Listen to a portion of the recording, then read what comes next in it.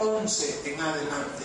Pues Padre, danos sabiduría de tu palabra y añada entendimiento a la misma, Señor. Que el poder de tu Santo Espíritu esté con cada uno de nosotros, guiándonos y ayudándonos a poder ejercer el entendimiento de tu palabra. Pues a ti oramos, porque tú eres ese Dios y todopoderoso que nos da ese conocimiento espiritual, la cual cada uno de nosotros recibimos. Ahora en Cristo Jesús te pedimos que la bendición sea sobre nuestra vida y la vida de nuestros hermanos. Y hemos orado, amén y amén. Y dice así la palabra de Dios, en el nombre del Padre, del Hijo y del Espíritu Santo, amén. Efesios capítulo 2, versículo 11, lo leemos todo, nos dice: por tanto, acordaos de que en otro tiempo vosotros, los gentiles, en cuanto a la carne, erais llamados circuncisión, por la llamada circuncisión hecha con mano en la carne. En aquel tiempo estabais sin Cristo, alejados de la ciudadanía de Israel y ajenos a los pactos de la promesa, sin esperanza y sin Dios en el mundo.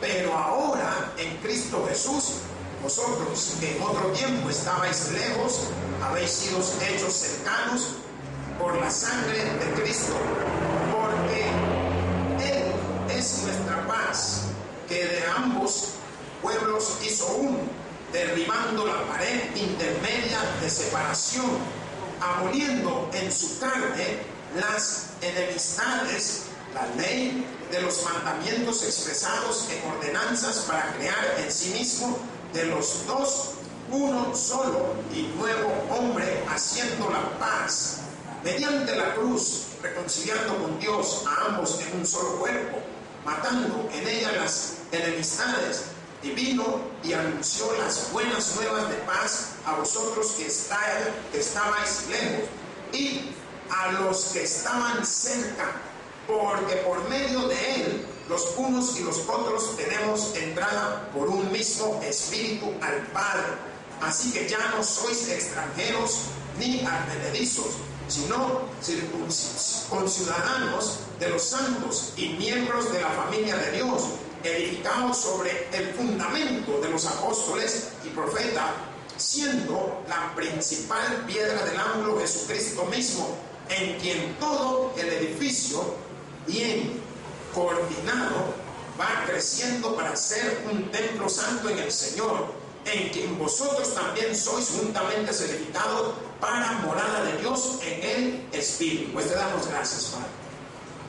Gracias por las palabras, por el entendimiento, por ayudarnos a poder vivir una vida agradable, por ese sacrificio de ese Hijo tuyo, Jesucristo, conforme hemos podido ver tus promesas, dándole oportunidades a aquellos que éramos del mundo, aquellos que no éramos ciudadanos del pueblo de Israel, y por medio de Cristo nos has dado todas estas esperanzas, nos has dado todas estas facilidades. Ahora en Cristo Jesús, en oración te pedimos que tú nos hables en nuestra vida.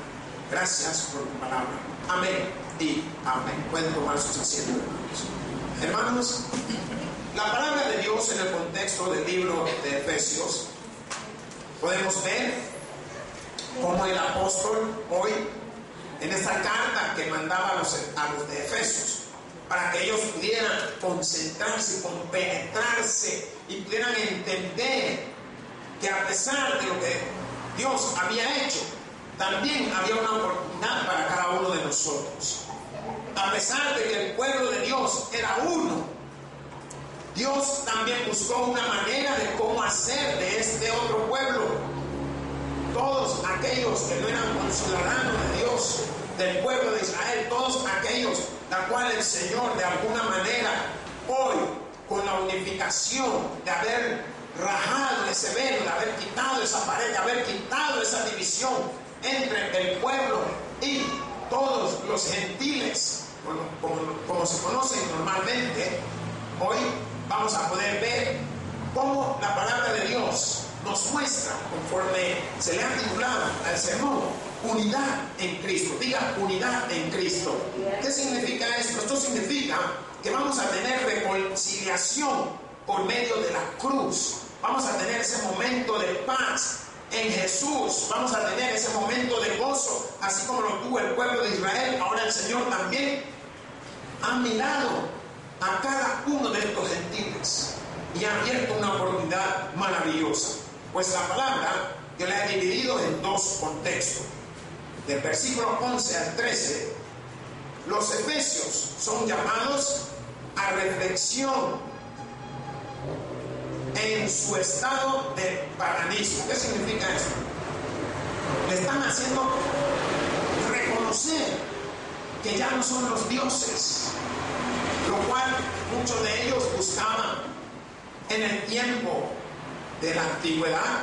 Muchas personas profesaban diferentes tipos de dioses, creían en diferentes, mas el pueblo de Israel se había enfocado en quién, diga, el Mesías. En él se habían enfocado. Pues la palabra de Dios ahora nos está enseñando y podemos nosotros entender cómo los de Efesios, a los cuales el apóstol Pablo había enviado una carta, quería que se dieran cuenta que tenían que enfocarse en ese único que daba salvación. Más, yo creo que usted pueda ver del versículo 14 al 22 los privilegios y bendiciones de Dios. ¿Qué significa, hermanos? Tenemos dos opciones.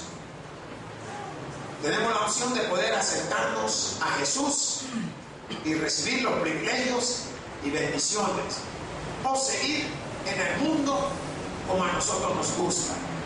Si usted se dio cuenta, la palabra de Dios manifiesta algo conforme a la incircuncisión, que era la señal que Dios había dejado a Abraham para el pueblo. Era la manera como lo marcaba. Y esto tiene significados tanto como higiénicos como espirituales. ¿Por qué? Porque en lo higiénico era la manera de cómo el hombre podía mantener su parte masculina aseada. El simple y sencillo corte que se hacía de quitar el prepucio de ahí, de este lugar, ya mantenía una mayor higiene que a la vez evitaba de que no hubiese infección, no hubiese tanto tipo de enfermedad. Y en lo espiritual era la señal que Dios le había dado a cada uno de los de Israel para que pudieran ser identificados. Más, la palabra de Dios en el contexto, cuando nosotros lo vemos, nos dice, por tanto, acordaos de que en otro tiempo vosotros los gentiles, en cuanto a la carne, erais llamados incircuncisión, por la llamada circuncisión hecha con mano en la carne. Aquí el apóstol está mostrando claramente una posición para los de Éfesos, que ellos pudieran ver y se pudieran dar cuenta cómo era el enfoque que se le estaba dando a todos en este contexto. ¿Por qué? Porque el enfoque que el apóstol quería que ellos se dieran cuenta era de que todos los judíos podían disfrutar de ese gozo de tener lo que se llamaba la circuncisión. Pero cuando la palabra de Dios nos dice, por tanto, acordaos de que en otro tiempo vosotros los gentiles, en cuanto a la carne, erais llamados incircuncisión. ¿Por qué eran llamados incircuncisión? Algunos hasta lo tildaban de incircunciso. Porque había una división, digan división, hermanos. División. Aquí estaba el pueblo de Dios y acá, del otro lado, estaban los gentiles. ¿Cómo lo podemos enfatizar? La Biblia habla cuando Jesús llega al pozo a beber agua. Hubo un conflicto con Jesús y la mujer que llegó primero a sacar el agua. ¿Por qué? Porque la mujer le hizo ver a Jesús que judíos y samaritanos no se llevan entre sí. En este contexto muestran las dos grandes divisiones, los judíos y los gentiles.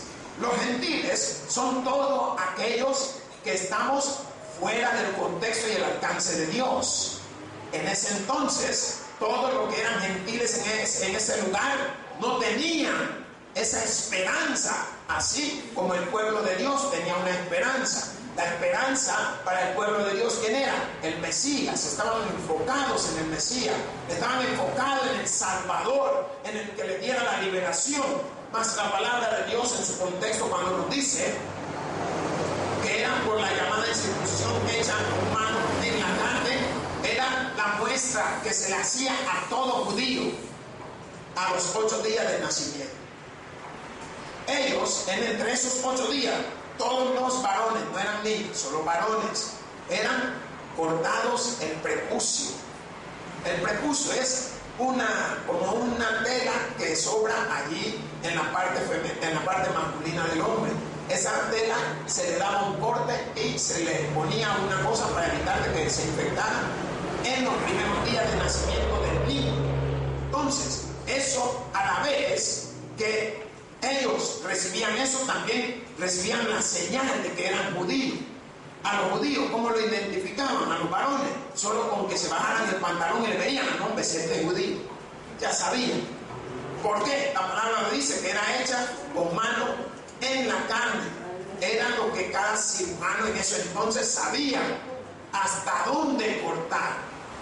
Pues usted se puede dar cuenta, todavía hoy en día se practica, pero no es un simbolismo, sino que hoy sí ya es por higiene y porque el hombre mantenga su parte en condiciones óptimas, libre de todo tipo de enfermedades y todo lo que viene a ese lugar. Más la palabra de Dios nos dice, en aquel tiempo estabais sin Cristo, alejado de la ciudadanía de Israel y ajenos a los pactos de la promesa, sin esperanza y sin Dios en el mundo. ¿Qué es lo que nos está enseñando estas palabras? Esta palabra nos enseña que los gentiles, la cual se le conocía como incircuncisión, experimentaban 2 tipos de alienación, o sea, eran alienados, separados.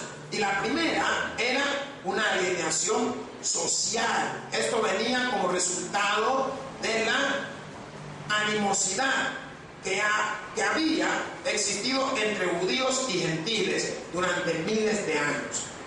Había ya esos problemas entre los judíos. Ya había separaciones. Acordémonos que durante la promesa de Dios a este hombre llamado Abraham se dio un fenómeno. Sara, de tantos años, y Abraham, de otros tantos, no podían concebir. Entonces Sara, queriendo demostrar, su amor hacia su esposo Abraham, tenía su criada y le ofreció su criada. Pues por medio de la criada nace este joven llamado Ismael, pero no era el hijo de la promesa. Y si usted se da cuenta, la palabra de Dios en el contexto, cuando nos dice alejado de la ciudadanía de Israel y ajenos a los pactos de la promesa, sin esperanza. Aquí podemos ver el contexto, cómo lo muestra, porque nos enseña quiénes eran de la promesa: los que habían nacido de Abraham y Sara. Primero Isaac, a pesar de que Ismael había sido hijo de Abraham, pero no era el primogénito de la pareja que estaba casada, por cuanto la palabra dice que estaban sin esperanza. Pero yo creo que usted pueda ver que el segundo contexto que nos muestra aquí la palabra es que más el segundo nos dice, y más el significativo tipo de la alienación era espiritual. ¿Qué significa? Que había algo que era diferente. ¿Por qué? Porque nos damos cuenta que había una social y una espiritual. Hermano, le voy a decir esto: lo espiritual siempre prevalece sobre todo. A donde usted esté, aunque usted no hable francés, usted se va a dar a entender. ¿Por qué? Porque Dios ha hecho sabias todas las cosas sobre el hombre.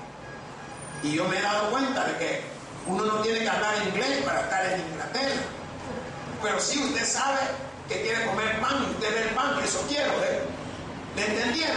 No, señálelo, eso quiero.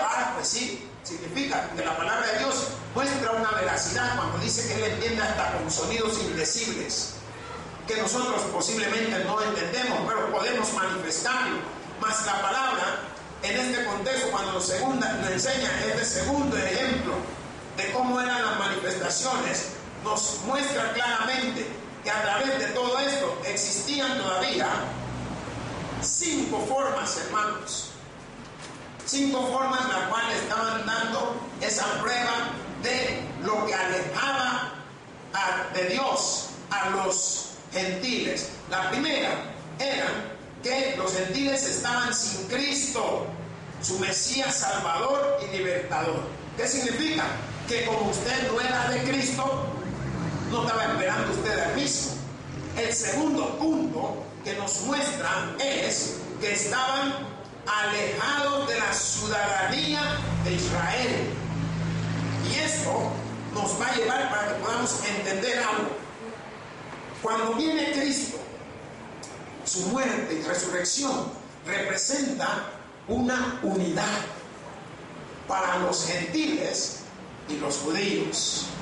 ¿Por qué? Porque a través de su muerte y resurrección, en varias ocasiones y muchas veces lo hemos dicho, se rasga, se rompe esa pared, ese velo, la cual era la división del atrio, del lugar santísimo, el cual nadie, solo el sumo sacerdote, era el que tenía entrada hacia ese lugar. Pues hoy, con esa muerte, la cual era lo que alejaba a los gentiles, porque si no, ellos no recibían a Cristo, no entendían ellos que no era de adorar o adoraciones a otras deidades u otros dioses. Y la tercera es que eran ajenos a los pactos de la promesa de Dios. ¿Para quién eran los pactos de la promesa de Dios? Digan, para Israel. Nos dio una oportunidad a nosotros. Los pactos no eran para nosotros, pero gracias a todo el acontecimiento que se dio con la muerte y resurrección de Cristo al venir al mundo, abrió esa brecha. Nos ha dado esa oportunidad. La cuarta era que vivían sin esperanza. Hermanos, yo no sé cuánto han vivido sin esperanza, pero vieran qué difícil es. Y cuando usted vive sin esperanza, a usted le da igual. Tenemos que vivir con la esperanza de que un día Él vendrá por su iglesia. Tenemos que vivir con la esperanza de que un día seremos todos redimidos. Tenemos una nueva vida en Cristo Jesús. Tenemos que vivir, porque la palabra está mostrando cómo vivían los gentiles en esos días. Y la quinta posición era que estaban sin Dios en el mundo. Cuando uno está sin Dios, ¿qué sucede? Uno le vale. Pero usted ve la diferencia de estar con Dios y estar sin Dios. No es lo mismo. Pues el apóstol quería llamar la atención a los miembros de esa iglesia allá en Éfeso, que ellos se dieran cuenta que había una necesidad vital de vivir en Cristo Jesús. La palabra de Dios en el versículo 13 nos dice: pero ahora en Cristo Jesús, vosotros que en otro tiempo estabais lejos, habéis sido hechos cercanos por la sangre de Cristo. ¿Qué significa?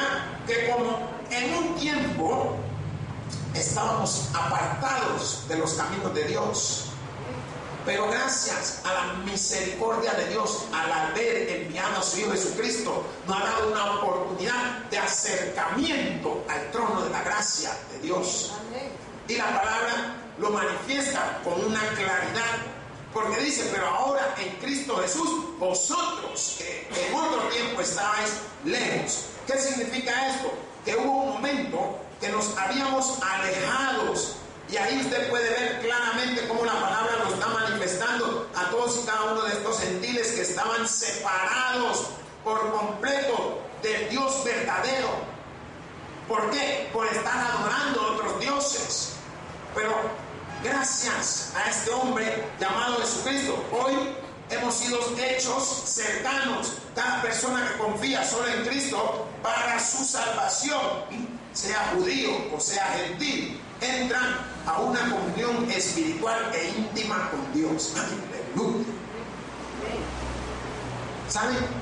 ¿Cuándo tienen amigos importantes? Así en puestos grandes, ustedes saben. ¿Cómo se siente usted? ¿No tienen amigos en puestos grandes? Síganse uno, hermano. Miren. Sí, está Dios, pero Dios los toca a ellos para que ellos también lo puedan bendecir a usted. Miren, miren qué bien cuando usted llega a un lugar de esos que la gente del mundo no mira, no quiere saber quién es este. Y cuando usted llega, todo, mira, ya vieron que llegó ahí. Mira qué bien. La palabra de Dios nos está enseñando algo muy importante. ¿Por qué? Porque hemos sido cercanos, judíos, gentiles. ¿Qué es lo que hizo el Cristo? Nos dio una oportunidad preciosa y maravillosa. La Biblia lo manifiesta el olivo injertado. Y si usted se da cuenta, el olivo hace un papel y tiene un papel muy importante. ¿Por qué?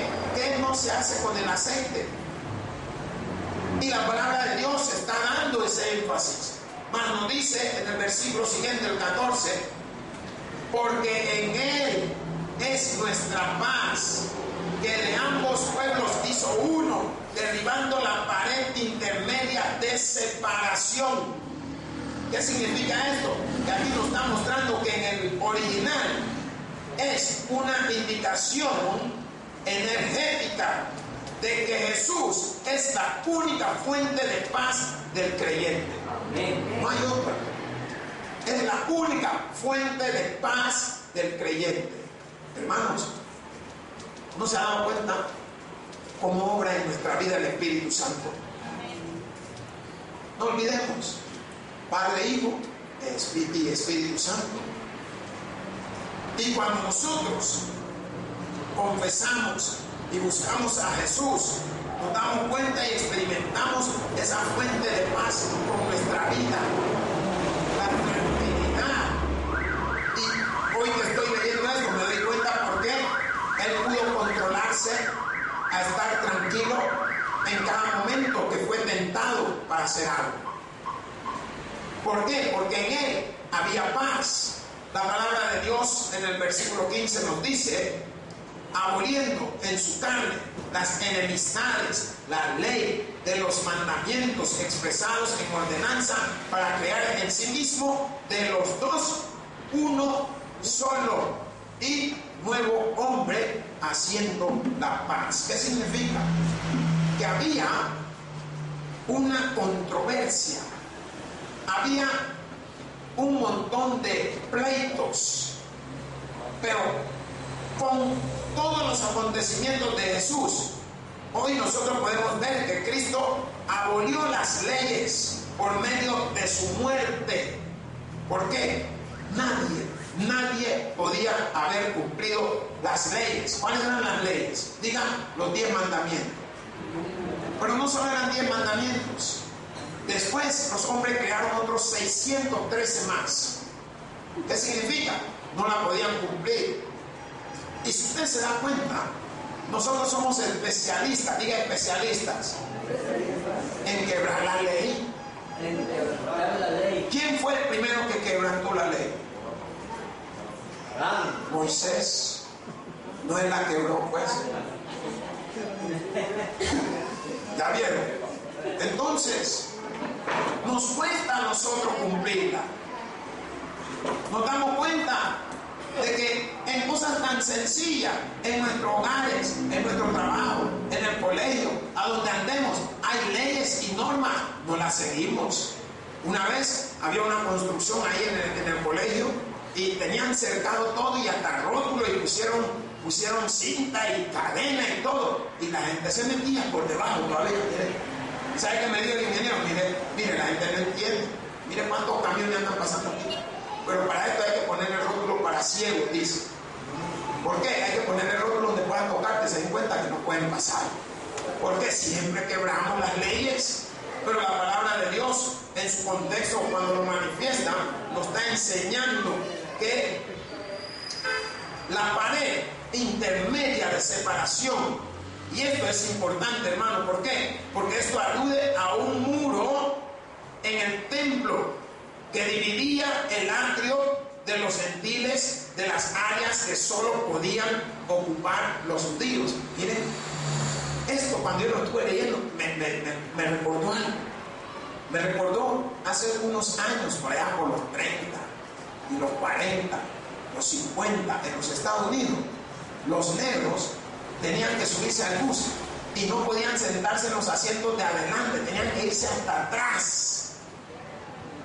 ¿Qué significa? Que todavía se dan situaciones en estos días, aún aquí en el mundo, hermano, porque eso no termina.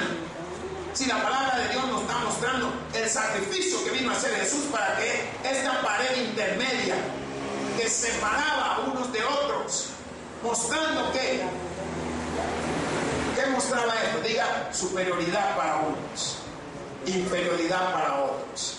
¿Y sabe por qué? La Biblia nos enseña que no es lo mismo que tú vengas y te sientes adelante y te digan, pásate para atrás, y el de atrás le dicen, pásate para adelante. Miren, nunca le ha pasado a usted, mira, que se sienta achicado. No, hombre, uno se sienta achicopalado, que va con la cola por dentro.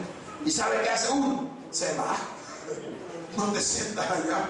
No, sale uno que cómo va. Y se va mejor. ¿Pero por qué?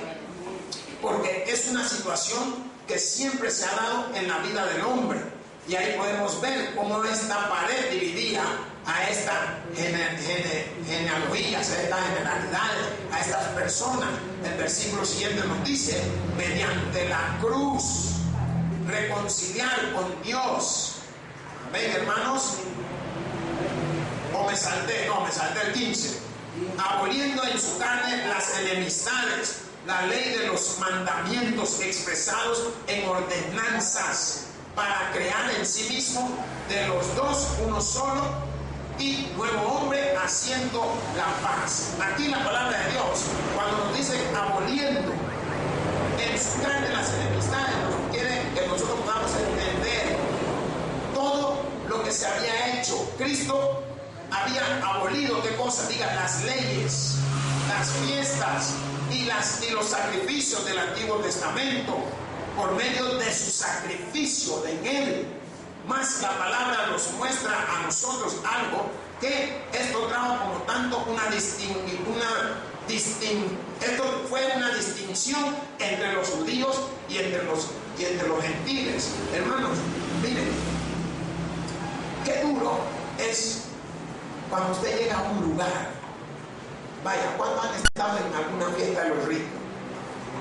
Hombre, uno no se siente igual, hermano. No, hombre, uno bien se da cuenta que uno es gato. No, hombre, hasta miau le hace uno. Si quiere, hermano, miau, se puede ir al miau. No, hombre, ¿qué quiere decir usted? Mire, usted ve las mesas, hasta de mármol la mesa, que usted se mira y cree que le pega. Algunos dicen, mira, hasta en la mesa tienen espejo de no, hombre, miren, uno no haya ni si caminado, no, porque uno ve su zapato y ve el piso, más brilla más el piso que el zapato de uno. Y te dicen todavía, no, quítese los zapatos, y usted quiere, con una gran pena, y me quito los zapatos y hagan tu finca y sale ahí. No, hombre, uno pone a pensar un montón de cosas. ¿A dónde me siento cuando ve?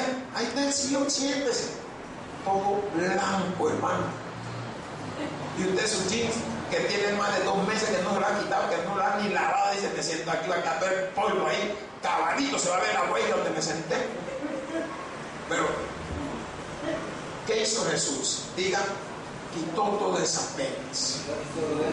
Él nos estaba enseñando que ya no son dos, sino son uno en Cristo Jesús. Y era la oportunidad que Él nos estaba dando. ¿Por qué? Porque la palabra lo muestra claramente. La palabra nos está enseñando cuando Él abole todas estas cosas. Era para darnos una oportunidad a todos y cada uno de nosotros en nuestro corazón, que pudiéramos entender claramente cuando la palabra dice un solo y nuevo hombre. Cristo no excluye a ninguno que acuda a Él. todos para Él somos iguales. Mas la palabra dice en el versículo 16: y mediante la cruz reconciliar con Dios a ambos en un solo cuerpo, matando en ella las enemistades. Hermanos, hay cosas que no son difíciles. ¿Por qué? Porque cuando la palabra dice reconciliar con Dios a ambos, esto tan pronto los judíos y los gentiles son llevados a Dios por medio de Cristo Jesús, también entran en unidad como uno solo, como un solo cuerpo. Ya no son dos. Por eso usted se da cuenta que el apóstol dice: mas ya no vivo yo, sino Cristo vive en mí. Y usted puede decir la misma palabra: ya no vive usted, sino que Cristo vive en usted. ¿Por qué? Porque su venida nos trajo gracia. Por eso la palabra enseña que por gracia soy salvo. Porque no ha traído gracia. Antes usted no era mirado como hoy nos ve Dios a cada uno de nosotros. Pero gracias a Jesús tenemos esa mirada perfecta sobre nosotros, al igual que los hijos de Israel. Mas la palabra dice en el versículo 17: y vino y anunció las buenas nuevas de paz a vosotros que estabais lejos y a los que estaban cerca. ¿Qué quiere decir esto? Que ahora el Señor vino a acercarse a nosotros, y esto podemos nosotros darnos cuenta claramente cómo estas palabras nos motivan a cada uno de nosotros. Porque cuando la palabra dice que vino a darnos buenas nuevas de paz, ¿quiénes estábamos lejos? Los gentiles. Ahora estamos cerca, gracias a Cristo, hermanos. Y si nos enfocamos en el contexto, nos damos cuenta que la palabra está mostrando la unidad en Cristo Jesús. Cómo debemos de vivir nuestra vida, cómo debemos de aceptar nuestros días, cómo debemos de mirarnos los unos con los otros. El versículo 18 nos dice: porque por medio de Él los unos y los otros tenemos entrada por un mismo Espíritu. ¿Quién? El Padre. Diga el Padre, hermano. ¿Qué significa esto? Que ningún pecador posee derecho ni dignidad en sí mismo para tener acceso a Dios. Y esto quiero que lo ponga en claro. Nosotros no tenemos acceso a Dios directo. Lo tenemos a través de Jesucristo. Por eso que esta palabra tiene mucho en que poder pensar y meditar. Porque por medio de Él, los unos y los otros tenemos entrada por un mismo Espíritu al Padre. Gracias a Cristo, nuestro mediador entre Dios y los hombres. Tenemos a alguien que está en medio, queriendo siempre mostrar que no somos lo que somos. ¡Ey, qué duro es eso! Cristo, nombre glorioso, Él sabe lo que somos. Pero aún así va y le dice al padre: no, le mira al pastor. Y el pastor es un gran loco. Y el padre le dice: no, mira, él siempre va y predica. ¡Ja! Mira, hey, eso me trae cosas. Porque a pesar de que soy loco, él le enseña al padre de que no. Ese es el mediador. Igual usted, que todavía anda en sus moviditas. A mí no me lo diga, Dios lo ve. Pero ¿qué es lo que dice el Señor? No, me mira la hermana. Antes lo movían para todos lados, hoy lo mueve de dos lados nada más. Él, por cada uno de nosotros, que está intercediendo siempre con su Padre Celestial. Más el versículo 19 nos dice: así que ya no sois extranjeros ni advenedizos, sino conciudadanos de los santos y miembros de la familia de Dios. ¿Qué es lo que somos ahora, hermanos? Conciudadanos. Y cuando yo estuve leyendo esto que dice conciudadanos de los santos, esto nos enseña que el reino de Dios está conformado por personas de todos los tiempos y épocas que han confiado en Él. Hermanos, así como los santos, así vamos a ser nosotros también. No he dicho que somos santos, sino que vamos a formar parte de ese grupo, de ese conglomerado de gentes y personas de la antigüedad que han sido salvas el cual nos va a incluir a cada uno de nosotros, la cual, por la unidad en Cristo, tenemos la oportunidad de estar en esa fiesta y en ese gozo terrenal y ese gozo celestial que Dios nos va a dar, hermano. ¿Por qué? Porque va a haber un gozo aquí en la tierra cuando Cristo venga. Viene por su iglesia, viene por su pueblo, pero el gozo va a ser mayor en el reino de los cielos. Amén. Y ese es el gozo que no va a parar, hermanos, la gloria de Dios. Y la palabra lo muestra claramente cuando dice conciudadano de los santos, mas dice miembros de la familia de quién. Diga de Dios. ¿Por qué? Porque los pecadores redimidos no solo se convierten en ciudadanos celestiales, sino también en miembros de la familia de Dios. Los pecadores redimidos, lo que Él ha salvado, su sangre valió la pena, su muerte valió la pena. ¿Por qué? Nos ha dado una oportunidad a cada uno de nosotros. La palabra en el versículo 20 nos dice, edificados sobre el fundamento de los apóstoles y profetas, siendo la principal piedra del ángulo Jesucristo. ¿Quién es la principal piedra del ángulo, hermano? Por eso debemos edificarnos sobre los apóstoles y sobre los profetas. ¿Por qué?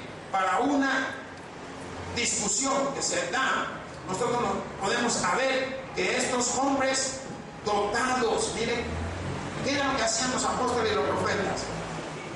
Los profetas profetizaban. Los apóstoles hacían las cosas que hacía Jesús. Y me llama la atención cómo la palabra de Dios se manifiesta, porque nos dice, edificados sobre el fundamento de estos. Pero no olvidemos que el fundamento es Jesucristo, porque cada una de las cosas que se manifestaron fue por el poder de Dios. Y posteriormente se manifiestan por el poder de Jesús. Mas la palabra en el versículo 21 cuando nos dice, en quien todo el edificio bien coordinado va creciendo para ser un templo santo en el Señor. ¿Y sabe qué descubrí yo? Cuando se hace un edificio, ¿qué es lo que se hace? Diga, primero el fundamento, conocido como la base para los ingenieros. Pero el fundamento, si no está sólido, ¿qué sucede en la primera de cambio? Se viene abajo. Por eso cuando nos enseña que debemos edificarnos sobre el fundamento en Cristo, viendo lo de los profetas y los apóstoles. Y después que ya está el fundamento, ¿qué empieza a ver? Empiezan a colocar todos los ladrillos, paredes, los tubos. ¿Cómo le quiero mostrar a ustedes esto? Nosotros espiritualmente nos fundamos sobre el fundamento que es Cristo Jesús. Ahí estamos agarrados. Y nosotros somos un ladrillo del edificio celestial de Dios, hermanos. Cada uno de nosotros. Si usted ve esta pared, la pelada, tiene varios ladrillos así. Eso es lo físico. Pero lo espiritual, somos cada uno de los hijos de Dios que estamos sobre el fundamento llamado Cristo Jesús, hermano. Por eso la palabra lo manifiesta en el contexto cuando hablamos de los profetas, de los apóstoles, de los santos de los antiguos tiempos. ¿Por qué? Porque cada uno vamos conformando conforme al edificio celestial del Señor, la edificación hacia arriba. Gloria sea a Dios, hermanos. Y la palabra lo muestra con mayor claridad cuando nos dice, en quien todo el edificio bien coordinado va creciendo para ser un templo santo en el Señor. Hermanos, la palabra de Dios nos enseña en el libro de Juan, Mateo, el Nuevo Testamento, que el fundamento es Cristo. Y cuando la palabra en este contexto que nos dice, en quien todo el edificio bien coordinado va creciendo para ser un templo santo, no olvidemos que somos templo y morada del Espíritu Santo, hermanos. Estamos en un buen cimiento. Estamos bien agarrados. ¿Y quiere que le diga algo? No dejen que el enemigo lo baje de ahí, hermano.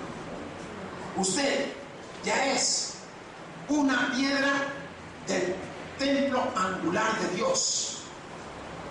Usted ya es uno de esos. Por tanto, mantenga su lugar, porque como dice en quien todo el edificio bien coordinado.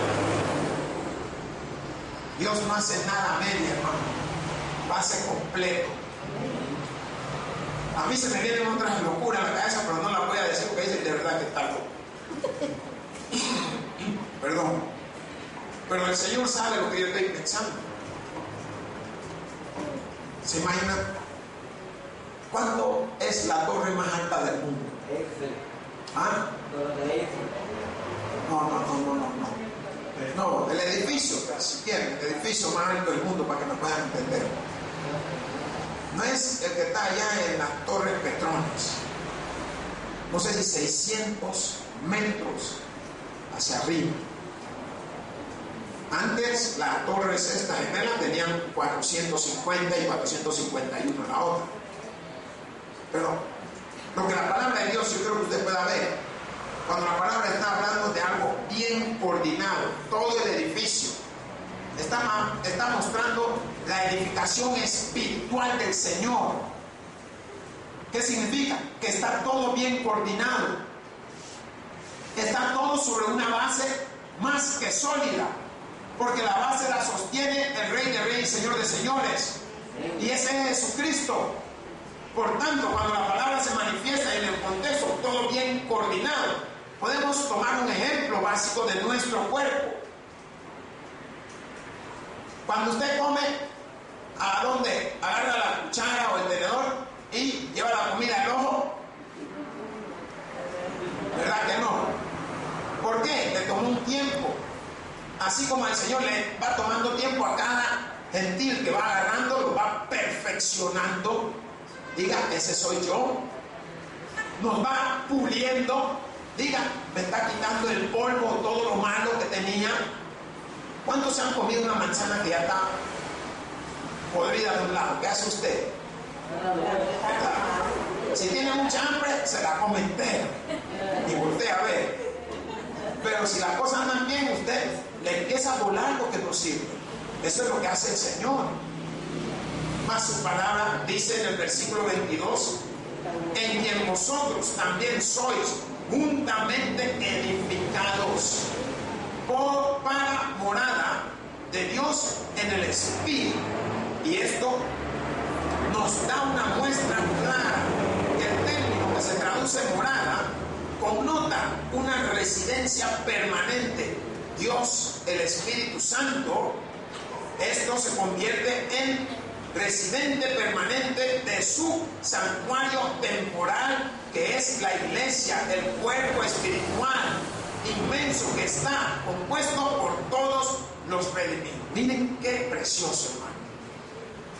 En quien vosotros también sois juntamente edificados para morada de Dios. Significa que todo y cada uno de nosotros estamos edificándonos para esas moradas celestiales. Y esto nos lleva al libro de Juan. Si usted quiere, puede buscar ahí el libro de Juan 6. Digo 14, del 1 al 6, se va a dar cuenta que por ahí por el versículo 2, cuando el Señor dice, pues voy pues a preparar lugar para vosotros.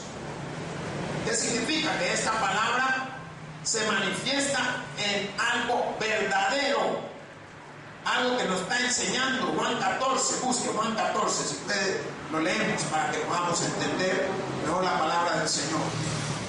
¿Qué dice ahí la palabra? Que en la casa de mi Padre muchas moradas hay. Si así no fuera, yo os lo hubiera dicho. Voy pues a preparar lugar para vosotros. El versículo 2 nos enseña lo que la palabra de Dios nos está mostrando aquí. Esas moradas de Dios en espíritu, hermanos. La unidad de Cristo trae al gentil salvación.